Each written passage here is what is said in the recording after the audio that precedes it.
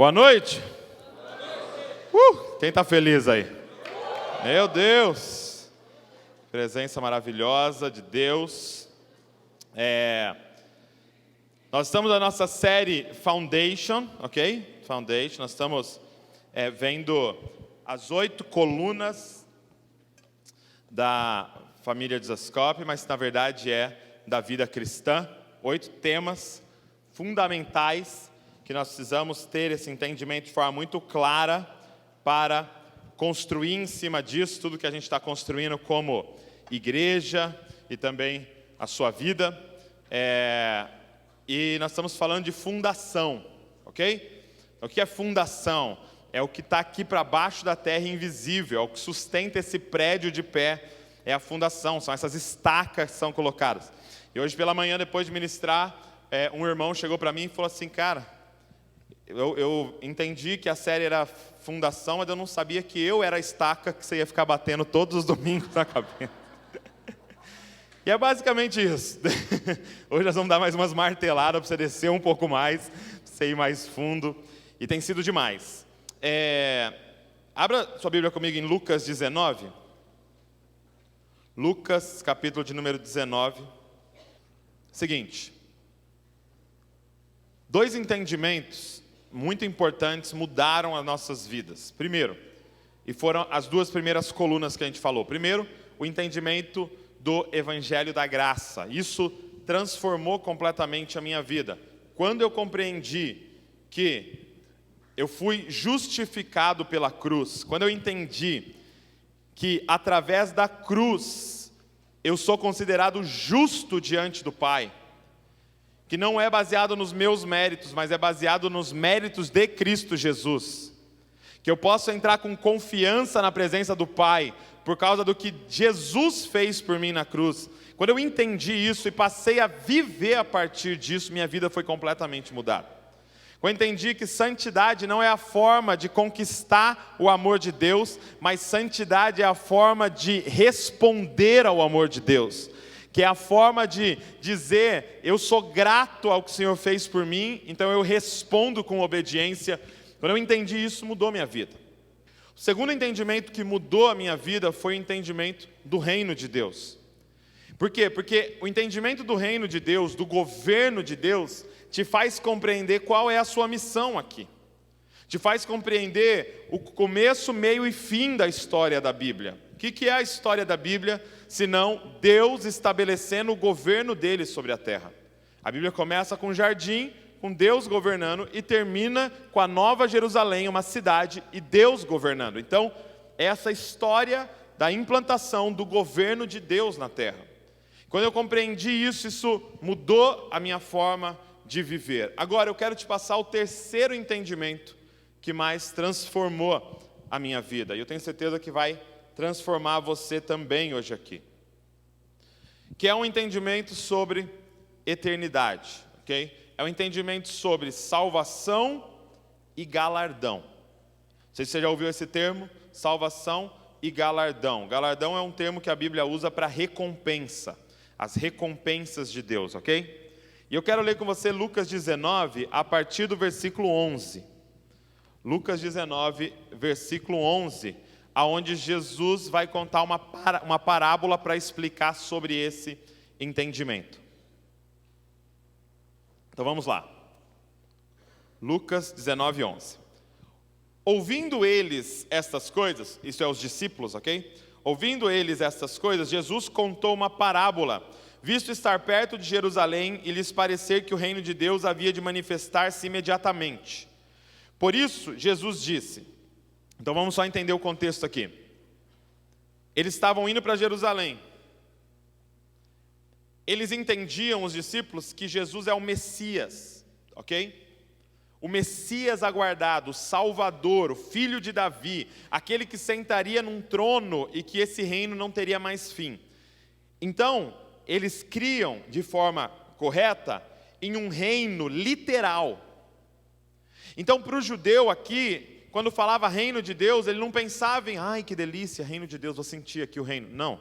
Para ele era literal, reino, um rei, um governo, leis, uma cidade, uma sede, exército, era literal, e é literal. Só que eles achavam que o reino de Deus que Jesus ia tomar o governo naquele momento. Eles tinham a ideia que Jesus estava caminhando para Jerusalém para armar uma revolução em Jerusalém. Que Jesus ia tomar o governo, preparar um exército e passar o cerol nos romanos. Matar os romanos tudo, expulsar os romanos que estavam dominando sobre Israel. Israel era dominado sobre os romanos, tinha que pagar imposto para Roma. Que ele ia dominar e que ele ia expulsar todos os caras, começar um exército com armas poderosíssimas e dominar sobre toda a terra. Essa era a ideia deles. Então Jesus tem que contar essa parábola para mudar essa ideia na cabeça deles, porque eles tinham entendido errado. Então vamos lá. Verso de número 12. Por isso Jesus disse: certo homem nobre partiu para uma terra distante, a fim de tomar posse de um reino e voltar. Chamou 10 dos seus servos e confiou-lhes 10 minas e disse-lhes: negociem até que eu volte. Mas os seus concidadãos o odiavam e enviaram após ele uma embaixada dizendo: não queremos que este reine sobre nós. Quando ele voltou, depois de ter tomado posse do reino, mandou chamar os servos, a quem tinha dado o dinheiro, a fim de saber quanto tinham conseguido ganhar em seus negócios. O primeiro se apresentou e disse: Senhor, a sua mina rendeu 10. O Senhor lhe disse: muito bem, servo bom, e porque você foi fiel no pouco, terá autoridade sobre 10 cidades. O segundo servo veio e disse: Senhor, a sua mina rendeu 5. A este o Senhor disse: você terá autoridade sobre 5 cidades. Então veio outro servo dizendo: Senhor, aqui está a sua mina, que eu guardei embrulhada num lenço, porque tive medo do Senhor, que é homem rigoroso. O Senhor retira o que não depositou e colhe o que não semeou. Mas o Senhor respondeu: servo mau, eu o julgarei usando as suas próprias palavras. Você sabia que sou homem rigoroso, que retiro o que não depositei e colho o que não semeei. Por que você não pôs o meu dinheiro no banco? E então, na minha vinda, eu o receberia com juros. E disse aos que estavam ali: tirem dele a mina e deem ao que tem as 10. Eles ponderaram: Senhor, ele já tem 10. Ao que o Senhor respondeu: pois eu declaro a vocês que a todo o que tem será dado ainda mais, mas ao que não tem, até o que tem lhe será tirado. Mas quanto a estes meus inimigos, que não quiseram que eu reinasse sobre eles, tragam-no aqui e os matem na minha presença. Feche seus olhos. Papai, nós sabemos que o que vai acontecer aqui, ou o que está acontecendo aqui, é espiritual, Senhor.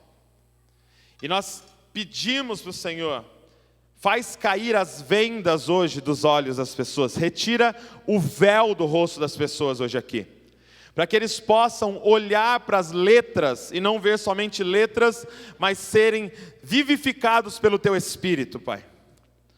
Pai, eu quero te pedir, convence-nos, Espírito Santo, convence-nos da verdade hoje aqui. Eu quero te pedir, papai, nos revela o que o Senhor quer falar para a gente aqui, nessa noite maravilhosa que o Senhor está nos dando em família, Pai. Nós amamos a Tua palavra, Pai, e nós queremos viver de acordo com ela, Pai. No nome de Jesus nós oramos. Amém. Seguinte, eles entendiam isso então, eles achavam isso, que Jesus tomaria o reino imediatamente. Por que essa ideia era errada? Por que Jesus não toma o reino na primeira vinda? Por que a gente como igreja tem que ficar falando de uma segunda vinda? Por que Jesus não veio e estabeleceu o governo dele naquele momento? Porque o que esses homens não compreendiam é que o problema não eram os romanos. O problema não era os babilônicos. O problema não eram os egípcios, esses povos que oprimiram os judeus. O problema não eram eles, o problema era o coração humano caído. Não adiantava expulsar os romanos, por quê? Porque o pecado também estava no coração dos judeus.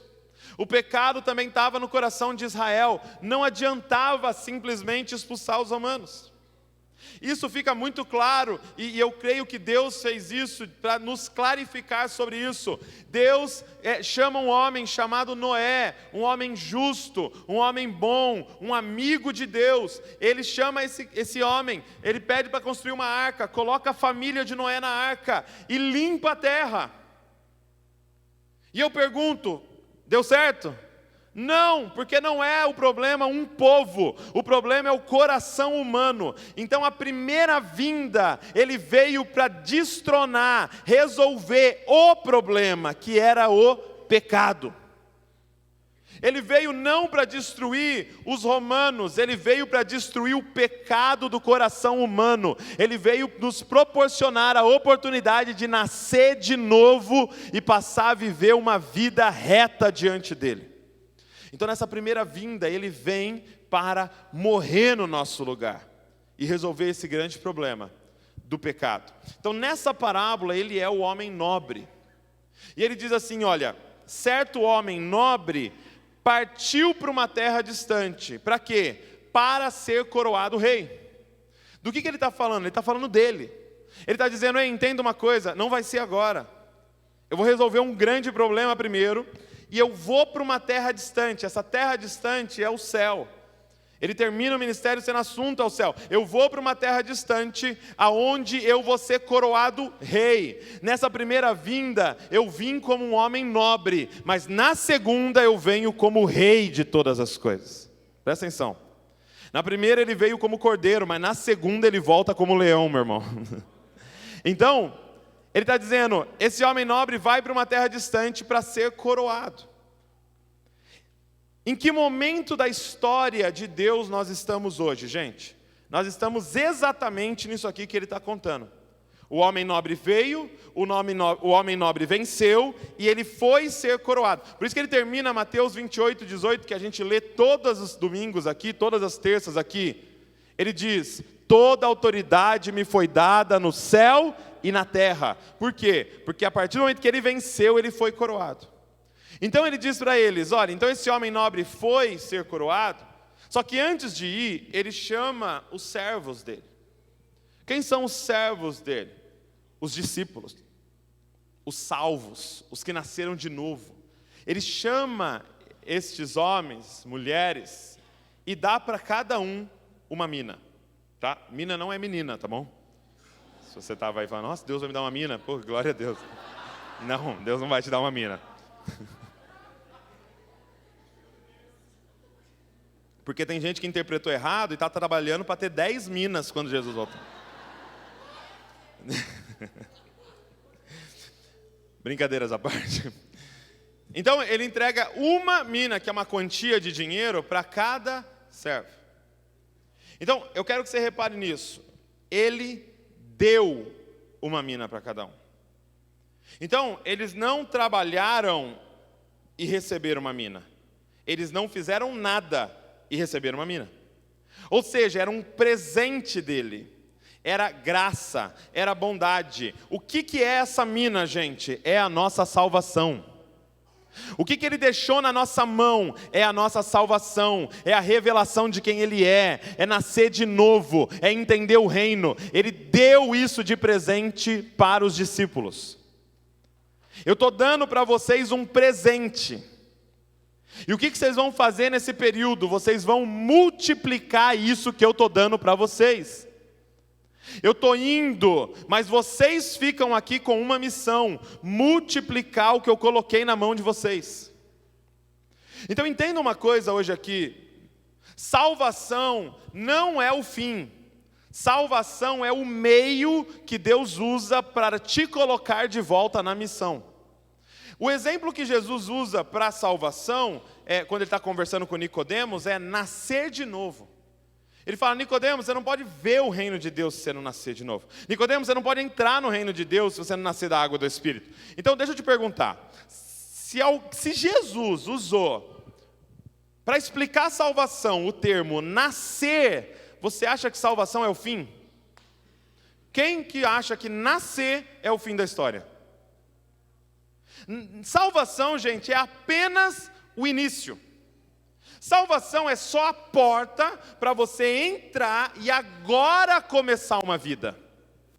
Então, você não vive para ser salvo, você foi salvo para viver uma vida nova agora.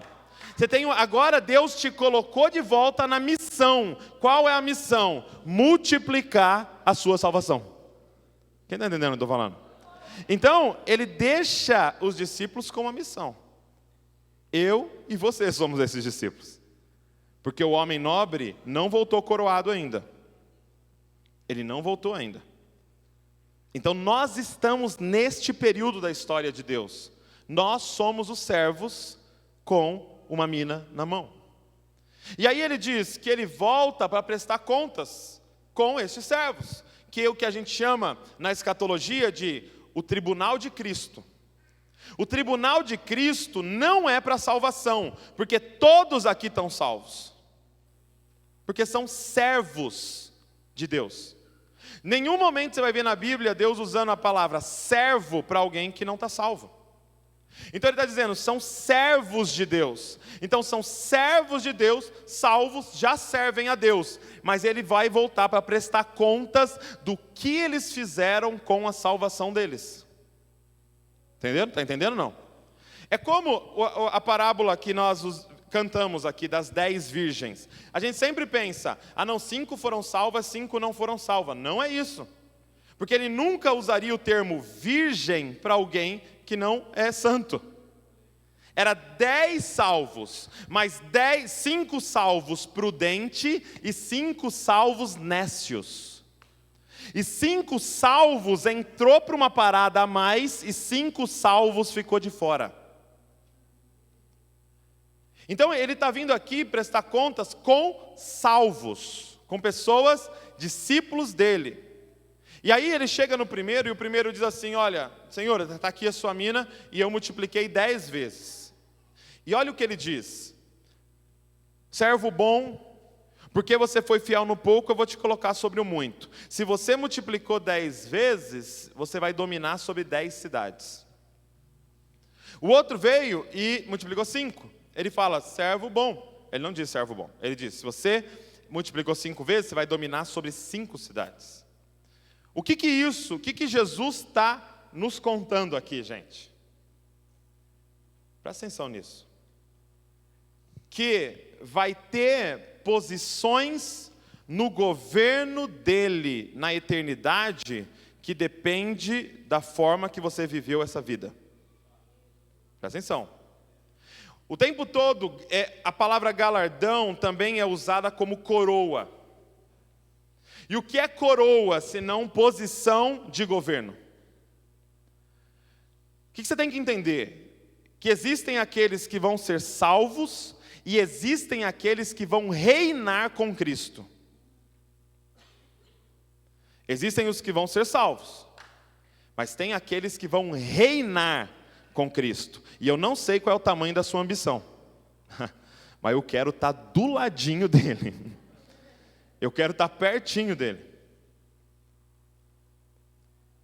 Ele diz, você multiplicou 10 vezes, você vai dominar sobre 10 cidades. Você vai governar sobre 10 cidades. Você multiplicou 5, você vai governar sobre 5 cidades.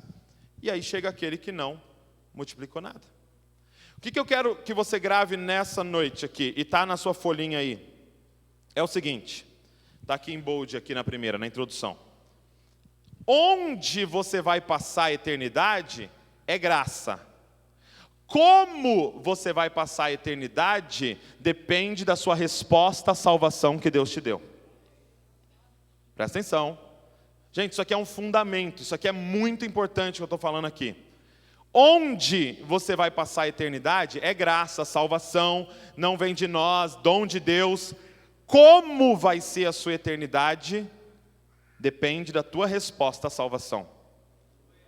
Depende da forma que você investiu o sangue que ele derramou por você. Isso aqui é muito sério. Abra sua Bíblia comigo em 1 Coríntios, capítulo de número 3. 1 Coríntios, capítulo de número 3, verso de número 10. Paulo vai falar aqui do tribunal de Cristo, ok? Ele vai falar de forma mais detalhada do tribunal de Cristo. 1 Coríntios capítulo 3, verso de número 10. Olha só.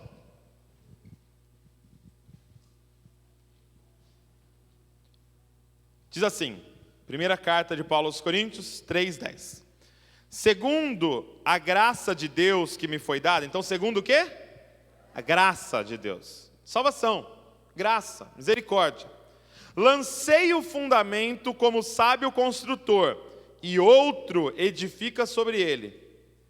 Olha o alerta de Paulo. Porém, cada um veja como edifica. Cada um veja como constrói.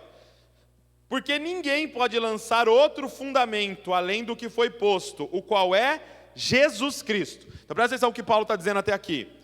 Eu lancei o alicerce para vocês, ok? O alicerce é Jesus Cristo, é graça, é a salvação. Este é o alicerce. Agora, a partir desse alicerce, cada um vai construir a sua vida. Cada um vai construir em cima desse alicerce. E aí ele diz, veja cada um como constrói. Verso número 12.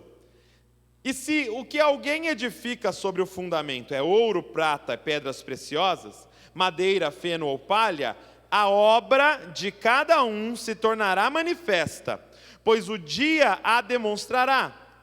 Esse o dia em letra maiúscula é o tribunal de Cristo, ok? Porque será revelada pelo fogo, e o fogo provará qual é a obra de cada um. Se aquilo que alguém edificou sobre o fundamento permanecer, este receberá recompensa. Se a obra de alguém se queimar, esse sofrerá dano, porém ele mesmo será salvo, mas como que através do fogo. Então o que Paulo está dizendo? Chegará um dia que nós estaremos diante de Cristo. E neste dia, as nossas obras serão provadas pelo fogo. E aí o que Paulo está dizendo é que vai ter dois tipos de pessoas. Pessoas que construíram uma obra de ouro, prata e pedras preciosas. Quando essas pessoas apresentarem essa obra, e é lógico que é tudo uma figura aqui, é tudo uma ilustração. Quando as pessoas apresentarem essa obra, o fogo vai vir e a obra vai permanecer. E aí olha o que ele diz, gente, que essas pessoas serão recompensadas por Deus. Meu irmão, você imagina o que é Deus recompensando alguém? Você imagina alguém que sabe dar presente? Deixa eu dizer uma coisa, não se preocupe em receber recompensas aqui, gente. Fala, Deus, não quero nenhuma aqui, deixa tudo para o Senhor me presentear. Se eu não quero aplauso aqui não, Senhor, me deixa tudo para eu receber do Senhor diretamente. Porque você imagina o que é Deus recompensando alguém, meu irmão. Deus presenteando alguém. Deus respondendo aquilo que você fez. Então, se a obra de alguém for ouro, será recompensado. Agora, se você hoje aqui não é ambicioso, fala, Douglas, eu não estou querendo, não ligo para recompensa, não ligo para galardão, não ligo para essas coisas, então deixa eu continuar, porque tem uma outro incentivo para você viver de uma forma intencional. Diz assim no verso 15, se a obra de alguém se queimar, então ele está dizendo, se o que você construiu for madeira, feno e palha, este sofrerá dano. Então peraí, se você consegue imaginar o que é a recompensa de Deus, tenta imaginar o que é Deus causando dano na sua vida.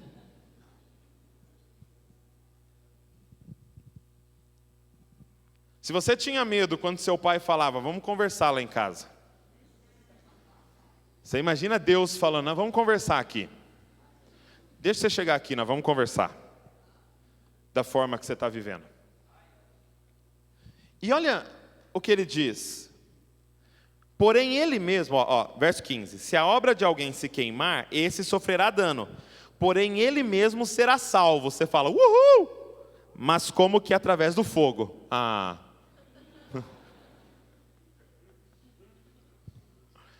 Você pode perguntar agora para o Douglas assim, Douglas, o que é ser salvo através do fogo? Não sei e não quero saber. não quero experimentar, não quero passar por isso. Se você vai arriscar, sua conta em risco. Eu não vou arriscar. Se você chegar lá, colocar suas obras e elas queimarem, você vai ser salvo. Porém, como alguém que é salvo através do fogo. Sofrerá dano. O que esse texto está nos dizendo? Pessoas salvas sofrerão dano na eternidade. O que são obras de ouro, gente? Vamos começar pela de madeira. O que são obras de madeira? Feno, palha. A madeira na Bíblia sempre representa aquilo que é humano. Obras humanas. Toda vez que Deus quer falar de alguma coisa que é humano, Ele usa a madeira. Por quê? Porque a madeira é frágil. A madeira o fogo consome, o feno, a palha, o vento espalha. Por quê? Porque é como a nossa vida. Hoje está aqui, amanhã não está. Fulano está aqui hoje, amanhã não está. Se um carro bater ali, morreu. Se o coração parou, morreu. Um gordurinha ali já no coração já para tudo, acabou. Porque isso é a nossa vida, é um sopro. Então, a madeira, feno e palha é coisa passageira. Então, o que é uma construção de madeira? É se você está construindo para você. Se você está vivendo para você, se você está vivendo para edificar algo seu, se a motivação do seu coração é você, isso é obra de madeira, vai queimar. O que é a representação do ouro na Bíblia? Ouro na Bíblia, gente, é tudo que é divino, representa Deus, é aquilo que é valioso, é aquilo que é purificado. É aquilo que o fogo não consome. O fogo consegue derreter, mas o ouro não é consumido. Ele continua lá e depois do fogo ele está mais puro do que ele entrou. Então, o que é construir de ouro, gente? É tudo que você está fazendo para Ele. Tudo que você está fazendo, que a motivação é Ele, é a glória dEle. Ele está dizendo, essa obra vai permanecer até o fim. Então, é um pouco mais profundo do que você imagina. Por quê? Porque eu posso te perguntar o seguinte: pregar é madeira ou ouro? Depende. Qual é a motivação do meu coração? Se eu estou pregando para receber louvor, se eu estou pregando para me mostrar, se eu estou pregando para conseguir dinheiro, se eu estou pregando para mim, naquele dia, tudo que eu fiz vai ser queimado. Agora, se eu estou pregando para a glória de Deus, se eu estou pregando porque Ele um dia me alcançou e eu quero espalhar esse evangelho por toda parte, naquele dia as minhas obras vão permanecer. Pode falar, cara, ajudar o próximo, ajudar o pobre, levar sopa, levar cobertor para os mendigos, roupa, é madeira ou ouro? Depende. Qual é a motivação do seu coração? E a pergunta é, para quem você está fazendo? Para a glória de quem você está fazendo?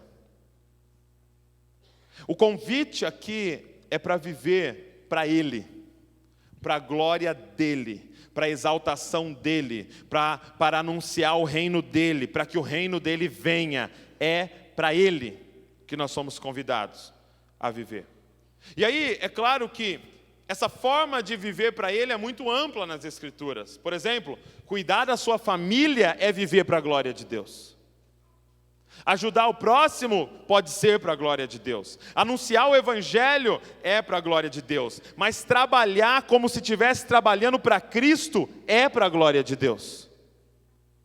Fazer faculdade para ajudar a nossa nação a expandir pode ser para a glória de Deus. Então não entenda que eu estou dizendo aqui que você tem que largar tudo e fazer seminário, que você tem que largar tudo e ir comprar um megafone e ficar na praça gritando. Não estou falando isso. Eu estou falando qual é a motivação do seu coração por trás de tudo que você está fazendo. Ele está dizendo, um dia nós estaremos diante de Deus e tudo isso será provado. Um dia nós estaremos nesse tribunal e eu acho que seria uma irresponsabilidade minha não te avisar disso. Um dia nós estaremos diante de Deus. Um dia o Rei nos chamará para perguntar o que você fez com aquilo que eu coloquei na sua vida. O que você fez com os presentes que eu te dei. E eu posso listar vários. Sem dúvida a salvação acima de todas, mas a sua inteligência, a sua criatividade, o seu tempo. Eu e você não pagamos R$1 para o nosso coração estar batendo. É graça, é misericórdia. A misericórdia dele se renovou sobre nós nessa manhã. Eu e você não pagamos para acordar e você acordou mais um dia. Você tem água para beber, ar para respirar, comida na mesa. E tudo isso é graça e misericórdia de Deus. O que você está fazendo para responder essa bondade de Deus de você estar vivo? Então, é isso que ele está falando no tribunal de Cristo. Agora, presta atenção nessa frase. Se você soubesse que as próximas 24 horas irão determinar o próximo 1 milhão de anos da sua vida, como você viveria as próximas 24 horas? Eu ouvi o John Bevere fazendo essa pergunta numa pregação dele. Isso me fez pensar. Se você soubesse que as próximas 24 horas vão determinar o próximo 1 milhão de anos da sua vida, como você viveria as próximas 24 horas?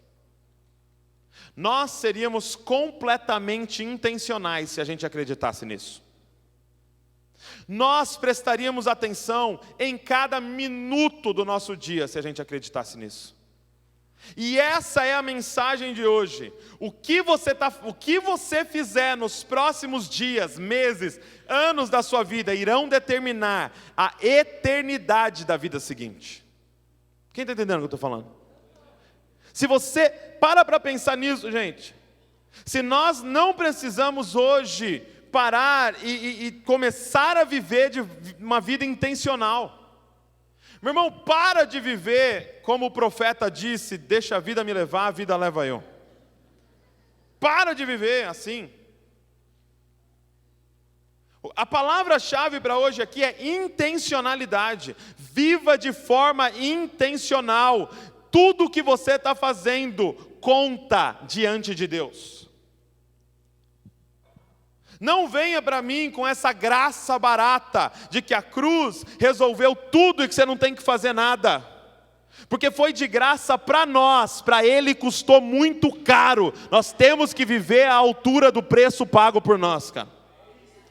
Porque um dia nós vamos estar diante desse Cordeiro que deu a vida por você. O que você vai mostrar para esse Cordeiro que se revelou a você? O que você vai mostrar? O que eu vou mostrar para esse Cordeiro? Então, se você soubesse que nas próximas 24 horas, tudo que você fizer afetará seu próximo 1 milhão de anos, como é que você viveria as próximas 24 horas?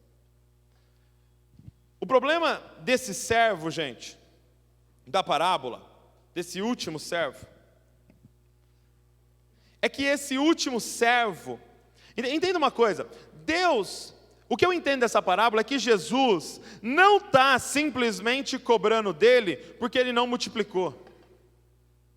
O que Jesus está cobrando dele é porque que ele não arriscou.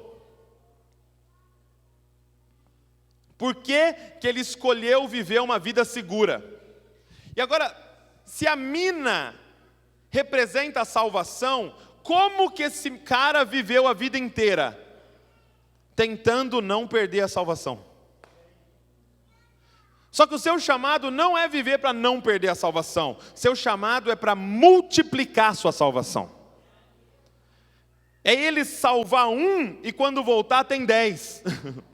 Está aqui minha esposa, está aqui meus filhos, está aqui meu vizinho, está aqui meu amigo, está aqui o meu gerente e meu funcionário lá. Ó. Tudo isso aqui, Senhor, foi a partir da minha salvação. Esse é o lucro de eu estar vivo. Você não foi chamado para viver, Douglas, o que eu posso fazer que é no limite de ser pecado assim? Quanto? Douglas, vinho pode, Douglas? Tatuagem, Douglas, qual é o tamanho? 12 centímetros e meio, você acha que... Você não foi chamado para ficar vivendo, perguntando qual é o máximo que eu posso ir para não perder minha salvação. Você foi chamado para multiplicar a sua salvação. Você foi chamado para viver para o reino de Deus. E para ter algo para apresentar. Para de perguntar o que a Bíblia proíbe e passa a perguntar o que a Bíblia manda você fazer. porque a gente fica pensando, cara, o que eu não posso? Mas tem um monte de coisa que você deve. Você tem que fazer. Pregar o evangelho é uma delas. Então, o problema desse cara é o seguinte: se ele pegou, obrigado, meu amigo. Se ele pegou aquela mina, pôs num pano e enterrou, a minha pergunta para vocês é: o que ele ficou fazendo durante todo esse tempo? Que a mina, ou o recurso de Deus estava enterrado, para quem ele vivia as 24 horas dele? Para ele. Para quem ia a criatividade dele? Para quem ia os esforços dele? Para onde foi os recursos dele? Para onde foi o trabalho dele? Para quem ele estava construindo, se não era para o dono daquela mina? Só que o problema desse cara é uma mente religiosa que muitos de nós têm. Ah, mas Deus é muito mau, Deus é muito rigoroso, Deus é muito terrível, então eu não vou fazer nada. Jesus chega, e eu quero que você repare que Jesus não fala que ele é o que esse cara falou. Ele fala: eu vou te julgar a partir do que você falou. Mas Jesus não diz: acertou, miserável. Jesus não diz isso. Tá certo, eu sou isso aí mesmo. Não, ele falou assim: ó, já que você pensa assim, por que pelo menos por temor você não fez alguma coisa? Mas ele não é isso. Ele é um Deus bom, que escolheu você e deu uma mina na sua mão. Você não tinha nada, Ele veio e te deu, já é graça. Ele te chamou para participar do reino dEle. Agora nós vivemos a partir dessa bondade, desse amor, respondendo a esse amor e multiplicando o que Ele pôs na nossa mão. O lance todo, gente, é o que Ele fez durante todo esse tempo. O que Ele fez durante esse tempo? Então entenda uma coisa: o problema não é não multiplicar, o problema é não arriscar, é não viver uma vida ousada.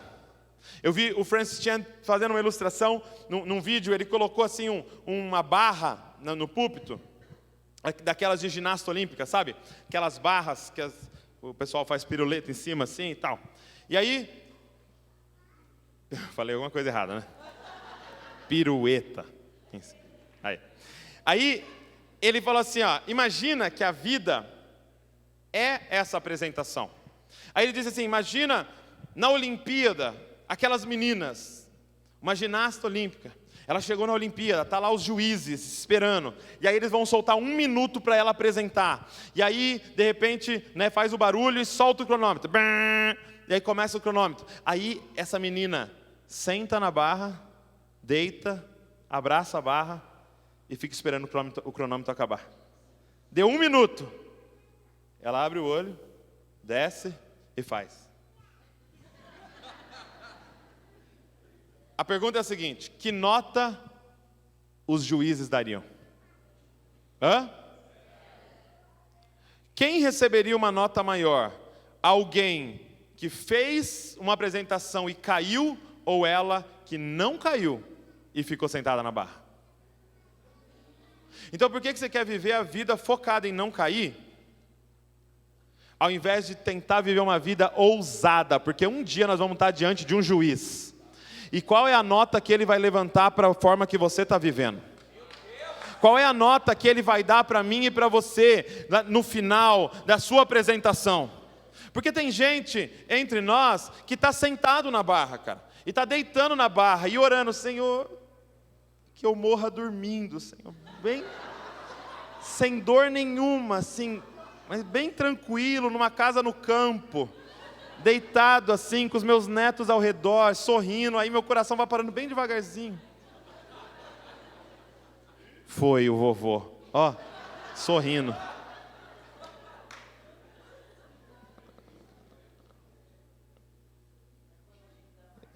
É, né, tá mais velho, dá essa vontade. Mas é interessante isso, bom que você puxou esse assunto de estar mais velho. Porque pensa comigo,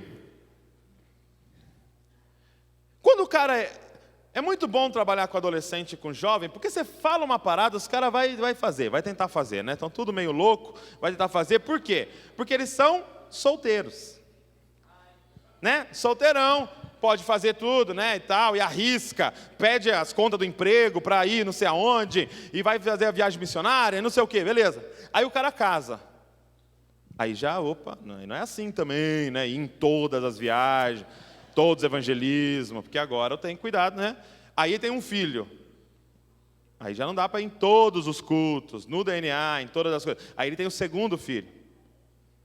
E aí ele começa a envelhecer. E aí, conforme a gente vai envelhecendo, a gente vai ficando cada vez mais seguro. Não é verdade? Mas, pensa comigo se o nosso raciocínio não deveria ser inverso. Porque cada ano que passa, nós estamos mais perto de estar diante do Rei dos Reis. Então, se alguém aqui vai demorar 50 anos, tem gente aqui que vai demorar 40. E tem gente que vai demorar uns 30. Tem gente que vai demorar uns 20 que está aqui dentro. Tem gente que vai demorar uns 10. Se cada ano, a gente não deveria ser mais ousado e falar, agora está faltando menos ainda, não estou nem aí para o que acham de mim, eu vou pregar em toda parte também. Ai, mas vão falar de você, se você falar de Jesus desse jeito. Daí? Eu não sei quanto tempo falta. E na real ninguém sabe quanto tempo falta. Pode ser que alguma semana alguém já encontre com Jesus aqui. Amém? Aleluia. Esse cara canta, te amo, mas não quer ver ele de jeito nenhum.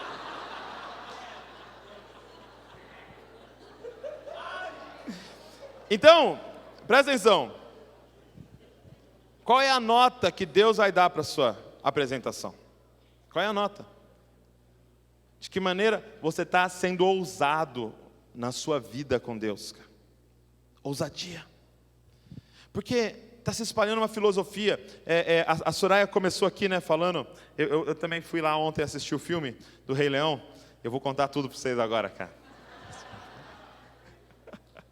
Brincadeira, eu vou falar do desenho do Rei Leão, não do filme. Não, desenho do Rei Leão. Presta atenção, deixa eu te falar uma coisa aqui.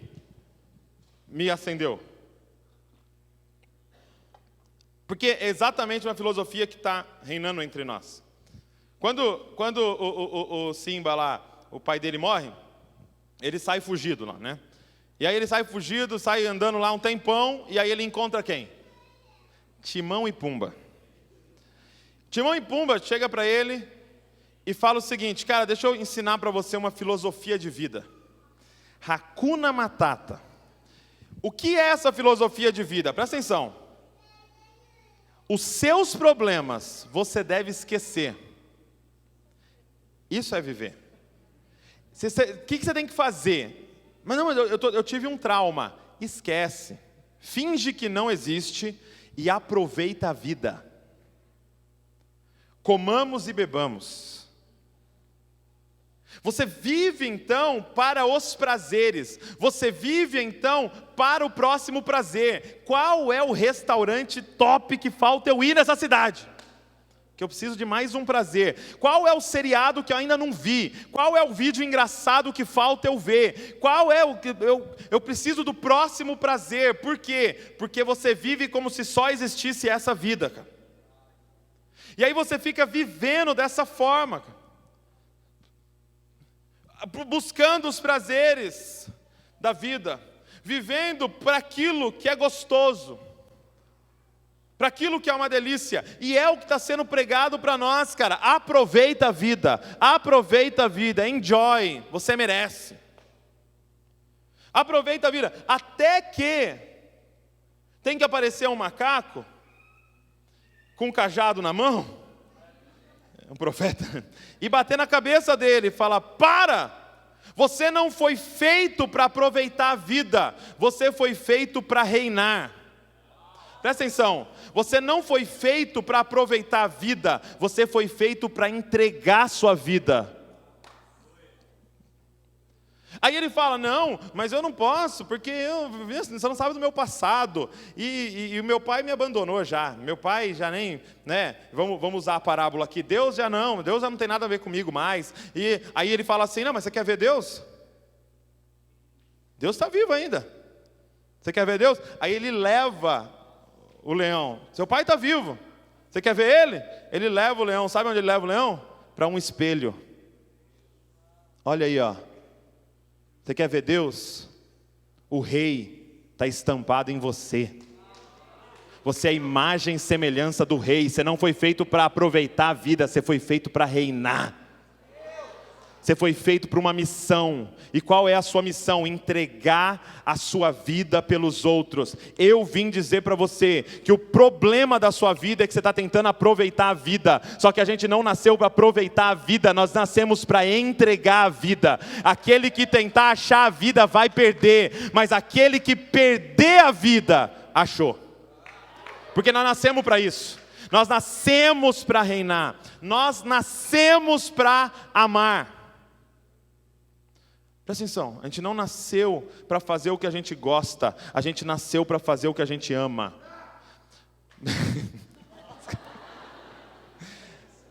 Porque a gente está confundindo as coisas. O que é gostar, gente? Gostar, a gente gosta daquilo que é interessante para a gente. Sim ou não? Você só gosta daquilo que você tem algum interesse naquilo. Sim ou não? Eu só gosto das pessoas que eu tenho algum interesse nessa pessoa. Porque as pessoas que eu não tenho interesse nenhum, eu não gosto delas. Porque elas não são interessantes para mim. Então, na verdade, tudo que eu gosto não é o objeto. O que eu gosto é de mim. Eu só fico tentando achar maneiras de mim estar mais feliz. Quem está entendendo? Entendeu? Então, tipo assim, eu gosto de parmegiana. Não é que você gosta da parmegiana, é que a parmegiana faz uma sensação em você. Então, o que você gosta é de você. Então, nós não fomos chamados para fazer o que a gente gosta. A gente foi chamado para fazer o que a gente ama. Porque amar não é gostar. Eu vou dar um exemplo aqui agora, você vai ficar meio chocado, mas eu vou dar. Ninguém gosta de filho. Porque não tem interesse, eles não são interessantes para nós. Eles só gastam o nosso dinheiro. Eles só roubam nosso sono. Eles só atrapalham. Você quer sair, ele não deixa. Mas então ninguém gosta de criança. A gente ama a criança. Por quê? Porque apesar de não ter interesse nenhum, você daria a vida por ela. Quem está entendendo o que eu estou falando? Então, a gente não está na igreja porque a gente gosta, a gente está na igreja porque a gente ama. E amar é coisa de adulto.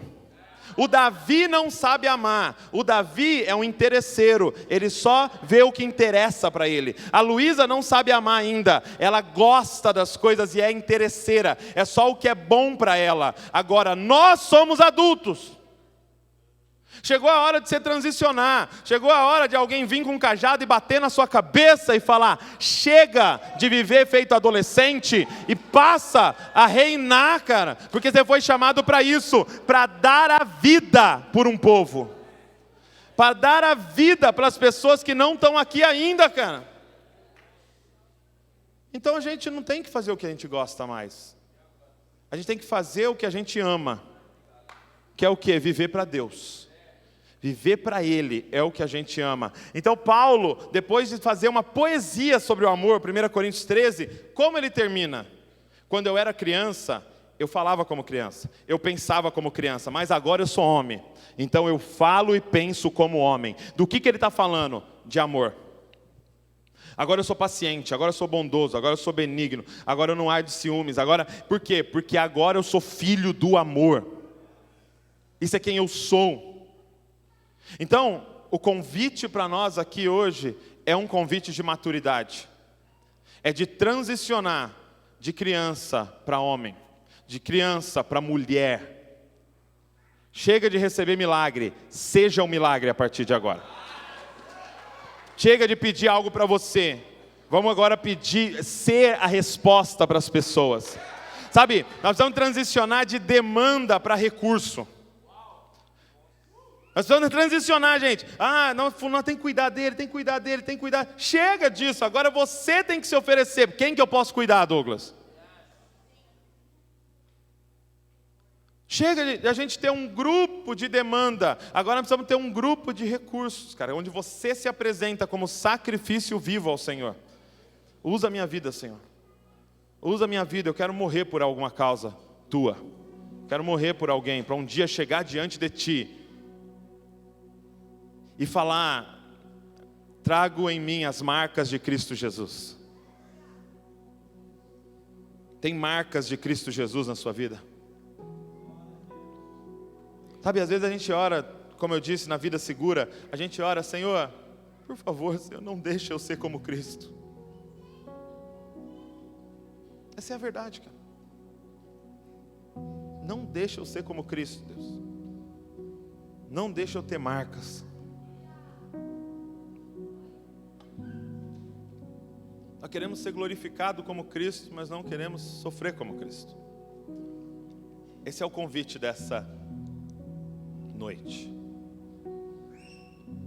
O que você faz importa, cara. Como você está vivendo importa. Eu vim lembrar você para que você foi feito. Você foi feito para reinar. Ele é o Rei dos Reis. Nós somos feitos para dominar. Gênesis 1:26, Ele nos criou a imagem e semelhança dEle, para dominar sobre todas as coisas. Você foi feito para dominar, você foi feito para governar a sua vida. Os seus impulsos não podem te controlar, não podem, suas vontades não podem te controlar. Você não é criança, você é adulto, você sabe renunciar por aquilo que você ama. Você foi feito para governar. Lembre-se de quem você é. Hoje chega em casa, olha no espelho e lembra de quem você é. O rei está estampado em você. O rei está estampado em você. Você foi feito para entregar a sua vida. E um dia Ele vai olhar para você e falar: servo bom e fiel. Servo bom e fiel. Você foi fiel no pouco. Desses 80 anos, desses 70 anos, desses 50 anos, você foi fiel no pouco. Sobre o muito te colocarei na eternidade comigo. Fica de pé no seu lugar.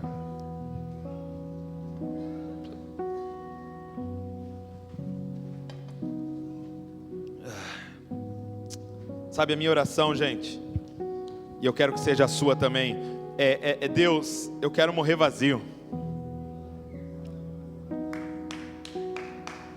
Um dia perguntaram para o Rick Warren, um grande pastor dos Estados Unidos: é pecado ser rico? Ele falou: claro que não, pecado é morrer rico. Eu quero morrer vazio, cara. Falando: Senhor, se tem algum livro dentro de mim, eu quero morrer vazio.